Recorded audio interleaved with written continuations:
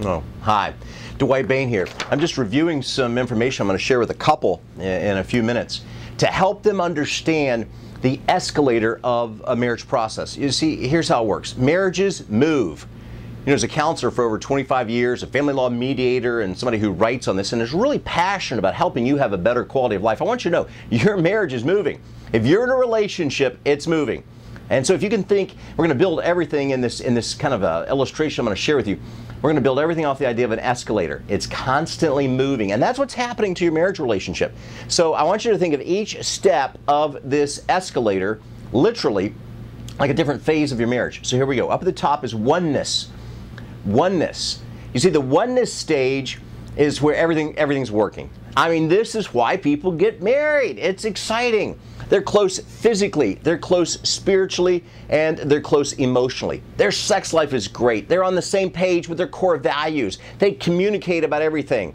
It's wonderful, and really, I believe that's a biblical concept. I believe that's why God gave us marriage, so that that couple, the two, could become one. It's a mystery, but I'm telling you, when it works, it's amazing. Oneness, the top step. It's where everybody wants to be. It's probably why a lot of people get married, probably one of the reasons that you got married, if you're married watching this. Next step. Watch what happens. It's very subtle. Best friends is the next step. And you think, Dwight, what's the big deal? Best friends is a pretty good deal. And it is. Best friends, here's what happens. Great sex life. I mean, physical oneness, physical closeness, and a lot of emotional closeness. But notice what gets dropped out are the values, the core values. And where that turns into a major problem in marriage, if you take values out, you're going to see a couple fight almost constantly about money, about financial issues, about things that have value because they've taken values and they've taken spirituality out of that relationship. The next level would be lovers only.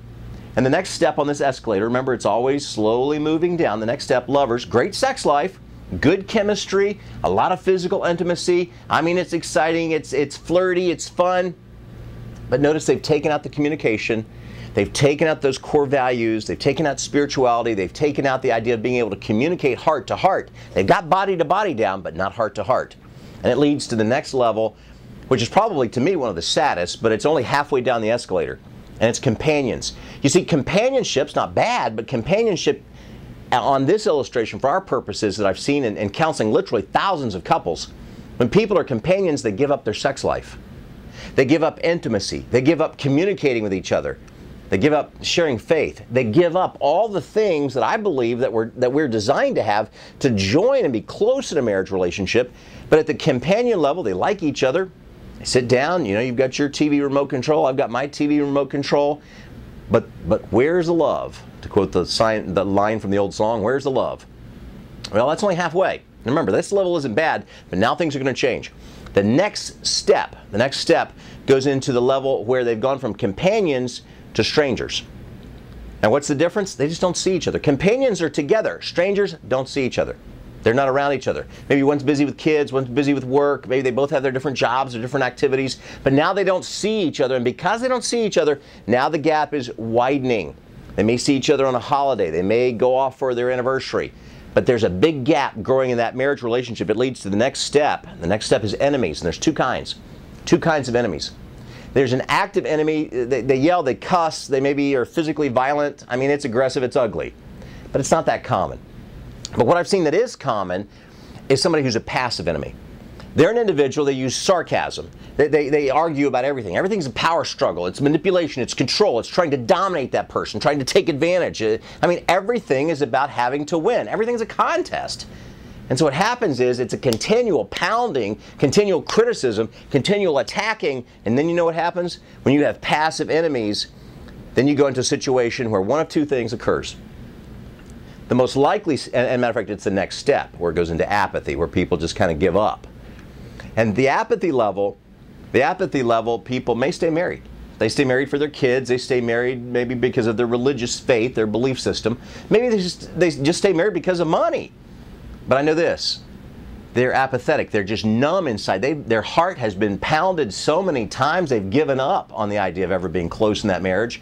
But they do stay together legally. But I said one of two things happens. Either one, they go numb and they just hang in there, hoping against hope that one day it'll get better, which it won't. Because remember, Life is that escalator. Life is carrying things down. Life is going to pull that marriage down toward the final stage. The final stage is the death of a marriage. We call it divorce. And when you get to that final stage, that's where the fighting can take it to that final stage where people say, I want out of this marriage. It's over. They started at oneness, and now the marriage is dead. You know, life for married people is like an escalator. So here's what I want you to do. Keep walking up the escalator. Keep moving your way up.